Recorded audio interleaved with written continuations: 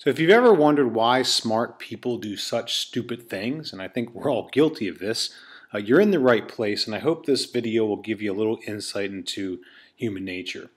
Now, I operate from what I believe to be a universal truth, and the truth is this. We all have our own answers. We all know what we're supposed to be doing in any given moment, but I think if we're honest with ourselves, we can say that we really don't listen to the part of us that just knows what we need to be doing a lot of the times. Now, this might seem like a silly example, but if we're faced with a decision for lunch, and we're looking at a cheeseburger and we're looking at the salad, we don't think we should have the salad. We know with absolute certainty that we should have the salad. Along the same lines, if we're driving home from work, we kind of know we should go to the gym. We're not thinking we should go to the gym. We know that we should.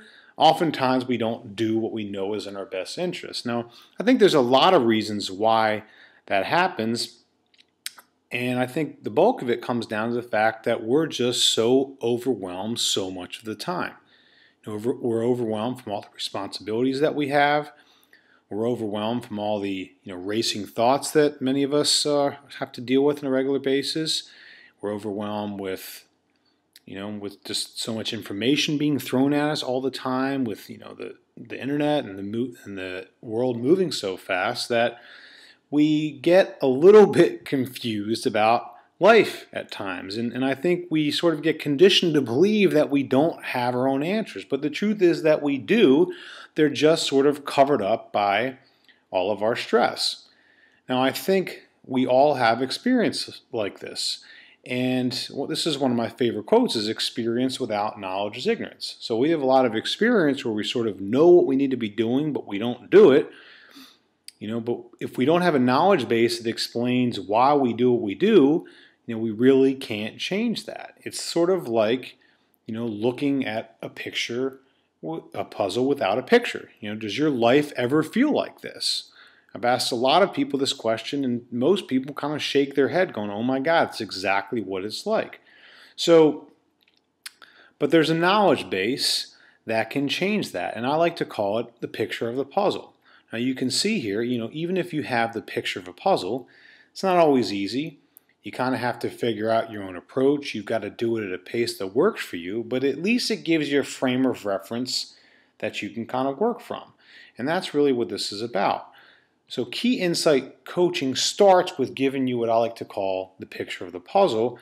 And the picture of the puzzle starts with a basic understanding of emotional intelligence. Now, emotional intelligence, what it kind of means what it sounds like. It means being smart about our emotions, being intelligent about our emotions. So that starts with being able to understand what we're feeling and why we're feeling it. It involves knowing how we can sort of shift our thinking and behavior to improve the way that we feel. It also involves looking at other people and sort of knowing what they're feeling, and then being able to sort of adjust the way that we're being, to get the best interactions from other people. Now, while it's a concept that runs very deep, basically what it boils down to is awareness. And it all starts with self-awareness. Now, you can see in this picture of the iceberg here, you may or may not have heard this before, but only roughly 10% of an iceberg is above the water, 90% is beneath. Well, when it comes to emotional intelligence, it's kind of just like that, and especially when we're talking about awareness. Most of us are not nearly as self-aware as we like to think that we are, and if we're not really honest with ourselves, it's very easy to fool ourselves into thinking we know what's going on when really we don't. One of my favorite examples of this is Michael Scott on The Office. I mean, everyone can kind of see he's just clueless, and he can't see it himself, and of course it's very easy to look at other people and recognize this, but to see it in ourselves is a little bit of a different story.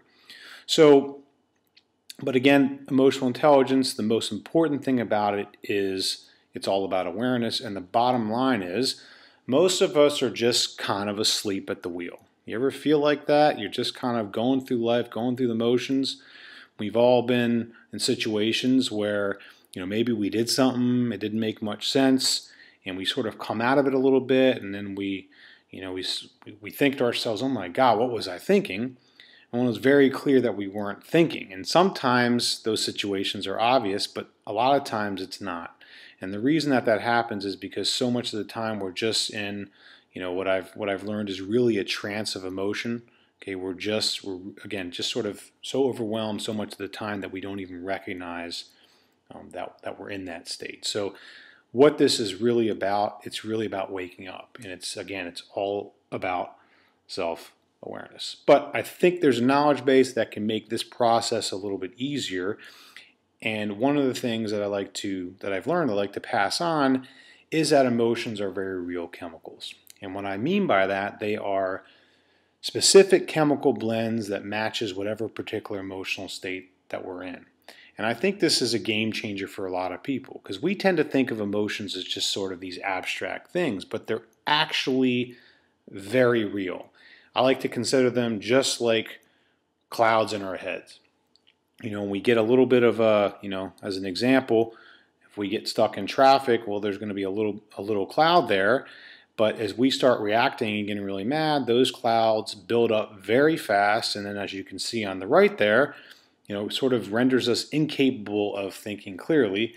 And you see a little guy in there, and I'm going to explain what he's about in just a moment. But the point is, these emotions are very real. They're chemicals, and they flood our brain and body, and they make it very difficult for us to actually think on a regular basis. You may or may not have heard, this is actually an absolute fact, that is a 5-minute emotional reaction takes 6 hours to work out of our system. So every millisecond that we spend reacting, we're literally flooding our brain and body with chemistry that we're going to have to work out. That's why we say things like, "Oh my God, I got myself so worked up," or after we do get worked up, we sort of get really fatigued. What has a lot to do with the fact that we have to work these chemicals out. Now, one of my favorite questions to ask people, and I'll ask you right now, is, do you have a pain in the butt inner dialogue or sort of inner voice that runs all of the time? I think most of us do, and if you're thinking, no, I don't have that, well, the truth is yours is probably more active than the average person's. It's just very tricky at hiding itself. Couple things that's important to recognize about that little voice. One, that little voice is not who you are. Okay, it's not who we are. It sounds like who we are, sometimes it feels like who we are, and sometimes we get convinced that it is who we are, but it's really not who we are. And I've got a funny name for that voice. I like to call that voice the silly little ego. And that character that you see there represents the silly little ego. Now, when we're used to having that voice being very active, it is a very real anxiety chemistry producing voice. And so when that voice is very active, you can see there on the left that what happens is it sort of drowns out our ability to actually think on a regular basis. Now, sometimes, again, it's obvious when we're really upset about something, but what's not so obvious is just how subtle a level this happens on so much of the time for so many of us. And this is precisely why we don't often, choose what's in our best interest. Now, you'll see there in the middle, I've got the word awareness there. Now, as we've talked about before, there is a part of us that just knows what we need to be doing. And that's really our awareness. Now, whenever we say the word I, we refer to ourselves in the I, we're always coming from one of two places. We're either coming from our aware I, or what I like to call the big I, or we're coming from our silly little ego, or little I. So even though that aware I is sort of more of a silent voice, I'll just say it out loud just for sort of teaching purposes. So it kind of goes like this. I need to go to the gym. I don't want to go to the gym right now. I really should eat that salad, but I really want some pizza right now. I really need to get some help, but I don't want to get any help. Nobody can help me anyway. I'm sure you get the idea. So what happens for so many of us is that our little ego, our little I, sort of drowns out our ability to tune into the part of us that really does know. Another way to think about this aware I is this. Have you ever watched a TV show or a movie and you see a character and they're about to do something that just doesn't make any sense and you want to reach to the TV and shake them? Well, we can learn to do that for ourselves. And in a very real way, we get so caught up in our silly little ego, it's like we're inside our own drama and we can't see our way out of it. Awareness is really the key for that. And by learning how to become truly aware, we can recognize when that's happening, and we can guide ourselves over to, our higher self, our thinking voice. And you can see there in that third circle that, sort of the thinking voice becomes, much bigger, and the emotional voice becomes a little bit quieter. But that's not really where it stops, because one of my favorite questions to ask people is, do you know what it's like to be in the zone? And what are you thinking when you're in the zone? If you're like most people, you're probably thinking, well, I'm not thinking anything. I'm just really focused. Another question I love to ask people is, how do you feel when you're in the zone? And most people will say, well, I just feel really good, like I'm unstoppable. Well, one of my favorite things to share with people is that the feeling we get when we're in the zone is our awareness. That's really who we are. That's our presence. It's like that old saying when we say he has his moments or she has her moments. That's exactly what we're referring to. We sort of rise above, all of our thoughts and emotions, and we're just being and feeling, who we are. So the reason that we don't often, do what we know is in our best interest is because our silly little ego is running the show far more often than many of us, would like to admit. So what happens is, as you can see there, silly little ego tends to be quite big and obnoxious, and our little ideas that, our little part of us that just knows sort of gets drowned out by that.